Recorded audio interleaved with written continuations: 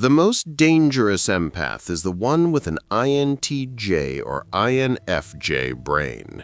Carl Jung's uncomfortable discovery. You wake up. It's 6:37. The alarm clock blares like a nuclear siren, but you've already been awake for half an hour because during the night you predicted exactly what time your neighbor would drop that damned pan. And sure enough, 6:15, precisely, like an atomic clock, as always. You get out of bed and already know that the day will be a nightmare disguised as routine. Why? Because you're not a normal empath. You're not the kind of person who cries at tear-jerking movies or gets emotional when they see a three-legged dog. No, you're worse, much worse. You are what Carl Jung called the architectural empath. And believe me, that's not a compliment. Jung discovered this category in the 1930s, and when he did, he was so disturbed that it took him weeks to write about it in his private notes. Why? Because he realized he had discovered something too powerful to exist in a human being, something that could heal or destroy as easily as pressing the button on a coffee maker. If you feel a thrill of recognition while listening, if you think, finally, someone said it. Like now. Not at the end. Now. We're talking about empaths with an INTJ or INFJ brain. These are rare personalities, sure, but when they combine with heightened emotional sensitivity, a psychological monster is born. A phenomenon Jung described as dangerous as it is necessary. You arrive in the kitchen. The coffee is already ready because you programmed the machine last night. Of course. Every detail of your life is orchestrated with surgical precision because the chaos of others has taught you one thing. If you don't control everything, something will go wrong, and you'll know it before it even happens. Pick up your phone. 32 notifications. You read the first one and already know how the entire conversation will end. Your sister texted, "We need to talk." 3 words, but you see a 500-page novel in it. The fight with her husband, the resentment over something you said 3 months ago at dinner, the desperate need for reassurance without admitting it. You already know what she'll ask, how she'll ask it, and what the right response will be to avoid drama. Jung called this ability reading psychological architecture. It's not empathy, it's an emotional X-ray. It's seeing the source code of someone else's soul and knowing exactly which button to push to get whatever reaction you desire. And that, my friend, is terrifying. The case that shocked Jung was called Dr. K, a brilliant psychiatrist who came to him in 1932, not because he was ill, but because he could no longer bear the burden of seeing too much. Dr. K was an empathic INTJ. He could predict his patient's behaviors with 94% accuracy. 94! He didn't intuit, he knew.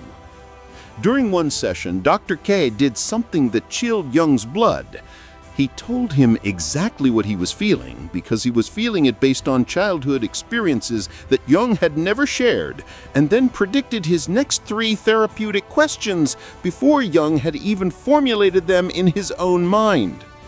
Jung wrote in his private notes, "I felt as if my soul had been dissected by a surgeon who knew my psychological anatomy better than I knew myself." But the most disturbing part, Dr. K admitted to Jung that he could manipulate anyone. He could make patients fall in love with him, gain their absolute trust, even alter their deepest beliefs simply by mirroring their emotional needs with pinpoint accuracy. And it wasn't theory, it was fact. You leave the house. The bus is late, as usual, but you knew it. You left home 4 minutes early for precisely that reason. The old lady at the bus stop looks at you and smiles. You smile back. But in those 3 seconds, you've already seen everything. The loneliness, the son who hasn't called in months, the desperate need for a conversation that won't come.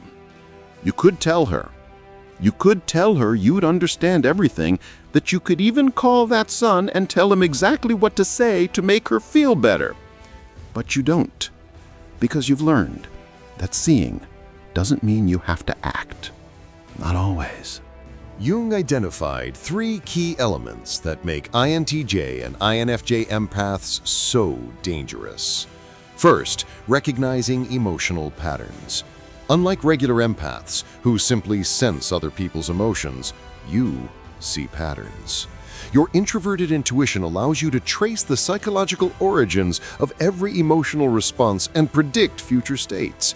You don't just feel someone's sadness, you understand exactly what childhood wound created that sadness, how it manifests in relationships, and what words or actions would most effectively activate it. Second, strategic modeling of emotions. You unconsciously build detailed psychological models of everyone you meet. Your extroverted thinking or extroverted feeling catalogs emotional responses, behavioral triggers, and decision-making patterns. Jung wrote that these empaths create psychological blueprints that would take a normal therapist months, often within minutes of the first meeting. Third, conscious implementation. And here lies the real danger. You're not simply overwhelmed by emotions like other empaths. You maintain psychological distance while using your emotional intelligence strategically. You can comfort or destabilize, inspire or manipulate, heal or destroy, all while appearing simply to be naturally understanding.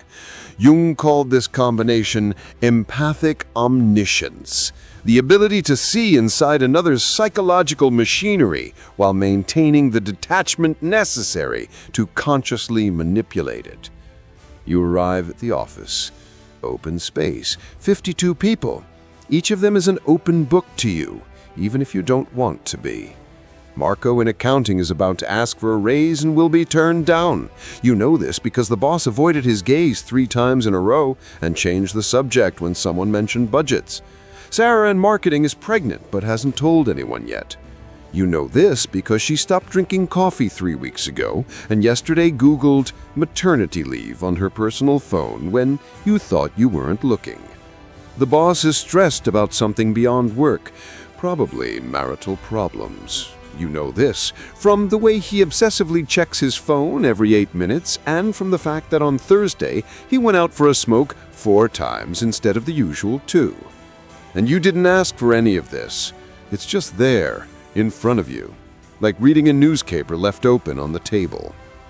Jung discovered something that explains why INTJ and INFJ empaths often feel isolated and misunderstood. People subconsciously fear them, even when they can't explain why. He called this phenomenon the transparency effect. When interacting with you, people unconsciously sense that they're being read on a deeper level than is comfortable.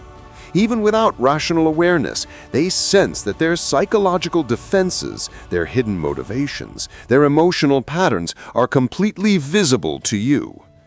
Jung documented cases in which INTJ and INFJ empaths would make innocent observations about others' emotional states, only to be accused of being creepy, intrusive, or overly intense. What Jung realized was that these empaths were unwittingly demonstrating the ability to see through people's psychological defenses, triggering unconscious fear responses. Even more worrying, Jung discovered that these empaths often attract people with personality disorders. Individuals who sense, albeit unconsciously, that there is someone here who can see them completely. This creates dangerous dynamics where manipulative individuals try to control the empath or flee from their penetrating intuition. Jung wrote, "They live in a world where their natural state of being, seeing clearly and feeling deeply, makes others uncomfortable. This creates a cruel irony. The gift that could heal others often isolates them from meaningful connections." Afternoon, team meeting. Your boss presents the new project with forced enthusiasm. You already know it will fail. You see it in the details that don't add up, the unrealistic timelines, the lack of a plan B. You could say it. You could save everyone from months of wasted work, but you also know that if you do, you'll be labeled negative, uncooperative, a saboteur. So you nod, you smile, and you add the failure of this project to the mental list of things you predicted and no one wanted to hear. Jung identified 4 paths that these rare individuals take, with dramatically different outcomes for themselves and those around them. Type 1. The overwhelmed oracle. These empaths are destroyed by their own abilities. Jung observed that they become psychically flooded, overwhelmed by a constant stream of emotional data that they can't shut off. They see everyone's psychological patterns but lack the emotional boundaries to protect themselves. They develop severe anxiety, depression, or complete social withdrawal because they can predict everyone's behavior but still worry about the outcome.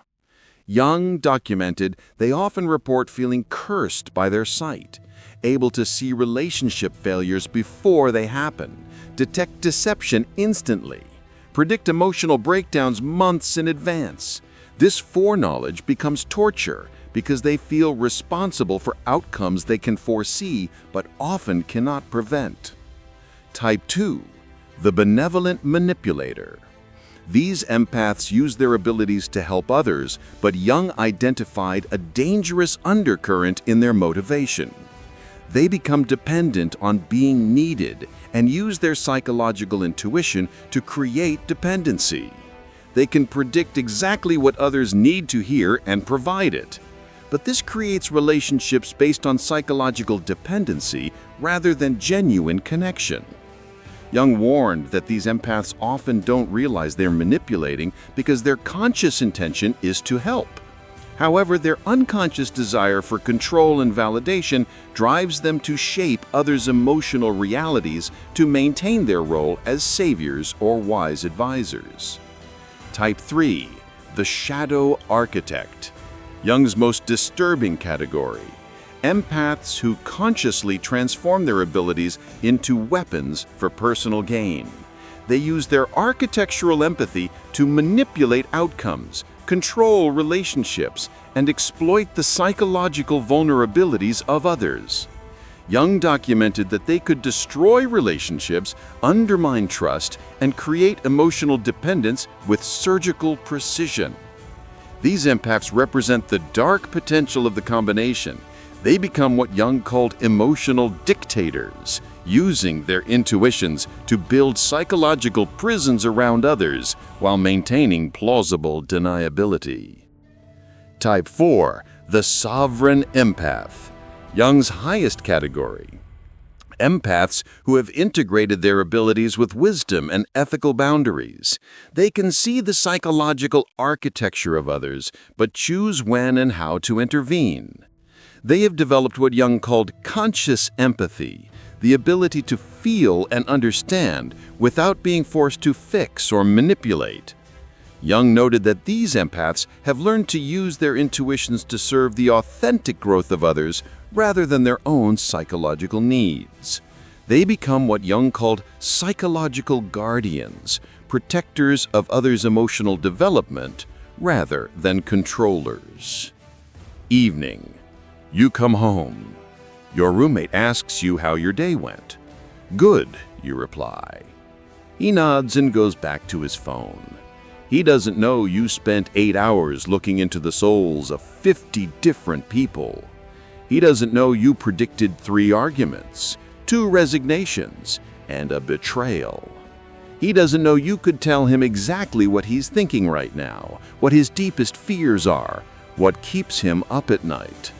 And you don't tell him, because you've learned that some things are better left unseen, and some people are better left unseen. Jung identified multiple dangers inherent in the INTJ and INFJ empath combination that made him question whether this level of psychological capacity should exist in humans. First, the God complex trap. Jung observed that having architectural empathy often leads to what he called a fantasy of psychological omnipotence. These empaths begin to believe they know what's best for everyone because they can see others' psychological patterns so clearly. Jung documented cases where well-intentioned empaths gradually became controlling, justifying the manipulation as helping people see their blind spots. Second, the paradox of isolation. The very abilities that could create deep connections instead create profound isolation. Jung noted that these empaths often feel they can never have authentic relationships because others either fear their intuitions or become dependent on them. They live in what Jung called the prison of the observer, able to see everyone clearly, but unable to be truly seen themselves. Third, the burden of responsibility. Jung documented that these empaths often feel overwhelming responsibility for the emotional states of others because they can predict negative outcomes. They live with what Jung called prophetic guilt, feeling responsible for disasters they foresaw but could not have prevented without manipulating the person's choices. Fourth, the crisis of authenticity, perhaps the most dangerous. Jung discovered that these empaths often lose touch with their own authentic emotions. They become so adept at reading and responding to others that they forget how to simply be themselves. They developed what Jung called empathic dissociation, disconnected from their own emotional truth while hyper-connected to everyone else's. Fifth, addiction to control. Jung's most troubling observation was that the power to influence the emotional realities of others becomes an addiction. Even well-intentioned empaths find themselves unconsciously manipulating situations to feel psychologically safe or validated. The ability to predict and influence outcomes makes uncertainty unbearable.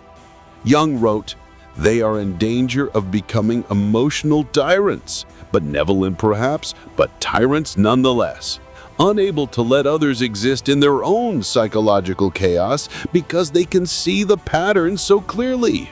The fundamental principle: never use insights on others without their explicit consent, unless they were in immediate danger. This meant resisting the urge to help people see their patterns, repair their relationships, or save them from consequences they needed to experience. Stage 4. Recovering the authentic self. Jung recognized that many of these empaths had lost touch with their own emotions while focusing on those of others.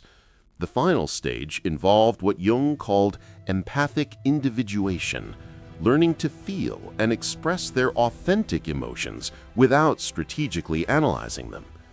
Jung used specific techniques, regular periods of solitude to reconnect with one's emotional truth, creative expression that bypassed analytical thinking, and relationships with people capable of seeing through their empathic masks to their authentic selves.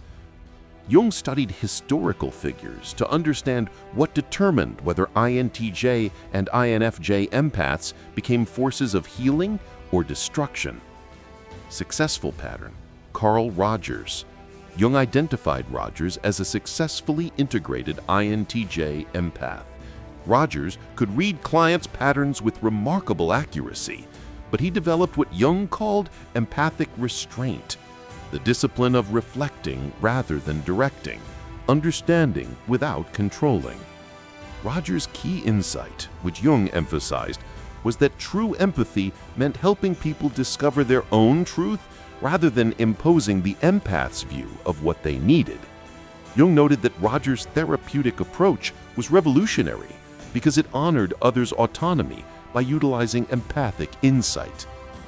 Success pattern: Eleanor Roosevelt. Roosevelt was a successfully integrated INFJ empath who channeled her insights into social justice. She could read the emotional needs of entire populations and work to create systems that addressed those needs without controlling individual choices. Jung's analysis showed that Roosevelt's success came from directing his empathic abilities toward collective healing rather than personal relationships, avoiding the intimacy challenges that often destroy INTJ and INFJ empaths. Pattern of failure.